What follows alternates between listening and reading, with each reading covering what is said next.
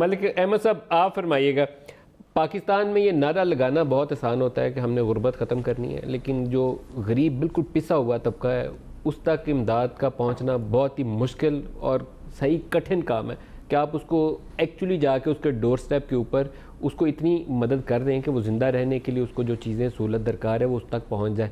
کیسے کیا جائے اس چیز کو انشور؟ جی بہت شکریہ ملک صاحب. دیکھیں میں آنیسٹلی اسپیکنگ میں آپ کے سامنے 3 پروگرام رکھ سکتا ہوں پاورٹی ایلیویشن کے. ایک پروگرام وہ ہے جو 2004 سے سٹارٹ ہوا تھا اور اس کے نسیم اشرف جو بعد میں چیئرمین پی سی بی بنے وہ اس کو ہیڈ کر رہے تھے اور وہ جنرل مشرف کے ٹائم پہ تھا. اس وقت جو ہماری لون کی G D P to debt ratio تھی وہ 58.5% تھی تب بھی. آج ہم 72.5% پہ کھڑے ہیں اور اسی کا اگر آپ کمپیریزن ہندوستان کے ساتھ کر لیں گے یا یونائٹڈ اسٹیٹس کے ساتھ کر لیں گے، 3 براڈ ایگزامپلز رکھ لیں.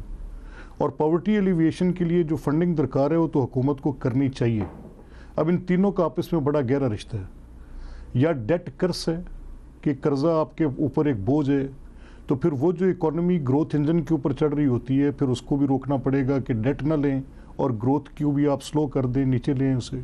آج ہم کہیں سم ویئر 3.5 کو پروجیکشنز دیکھ رہے ہیں، کل کے اخبار میں رپورٹڈ ہے، اسٹیٹ بینک کی رپورٹ ہے کہ سلو ڈاؤن ہوئی اور ایفیکٹ 3.5 تک آ جائے گا. شاید اس سے پاورٹی ایلیویشن جو ہے وہ نہیں ہو پائے گی بلکہ پاورٹی بڑھے گی. تو حکومت کی نیک نیتی اور وہ سوچیں کہ کیسے کہہ رہے ہیں پرائم منسٹر نے، اگر آج ہیلتھ کو فنڈامنٹل رائٹ میں تنقید برائے تنقید کا قطعی طور پہ حامی نہیں ہوں. اگر کوئی اچھی بات ہوگی ہم اس کو اپریشیٹ کریں گے. ہم چاہیں گے کہ ان کا فوکس گورننس پہ آئے. ہم چاہیں گے کہ یہ اب اس پوری سچویشن سے نکلیں. اب میں کیانی صاحب سے یہ بھی کہوں گا کہ ضرور یہ کمپیریٹیو انالیسز جب یہ کہتے ہیں کہ پہلے 6 ماہ میں سابقہ حکومت کی اس وقت 6 ماہ کے اندر کیا پروگریس تھی، اور اس میں یہ بھی دیکھیں کہ ڈیٹ سروسنگ میں سابقہ حکومت کیا پے کر رہی تھی. اگر وہ سابقہ حکومت ایک چھوٹے فگر کے ساتھ آئی ایم ایف کے پاس گئی تھی اور اس کو وہ اٹین کرنا پڑا آئی ایم ایف کا پیکیج، تو اس وقت ڈیٹ سروسنگ کی مد میں کتنے % اور G D P to debt کی ریشیو کیا تھی.